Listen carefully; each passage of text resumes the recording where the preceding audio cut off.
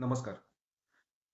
Fertility म्हणजेच प्रजनन क्षमता याच्याकडे एक नैसर्गिक घटना म्हणून जर का आपण बघितलं, तर लक्षात येतं की पूर्णपणे नैसर्गिक बाब आहे. प्रजनन होणे ही सर्वच प्राण्यांमध्ये सापडते. म्हणजेच सूक्ष्मातिसूक्ष्म एकपेशीय जीवाणूंपासून अतिमहाकाय अशा व्हेल माशापर्यंत सर्वांमध्येच प्रजनन क्षमता किंवा नवीन पिढी उत्पन्न करणे अशी प्रवृत्ती आढळते. आणि विनासायास नैसर्गिक पद्धतीने विनासायास पुढची पिढी निर्माण होताना आपल्याला आढळते. असे असताना प्रजनन क्षमता कमी असणे अथवा अजिबातच नसणे, या गोष्टी पूर्णपणे अनैसर्गिक आहेत.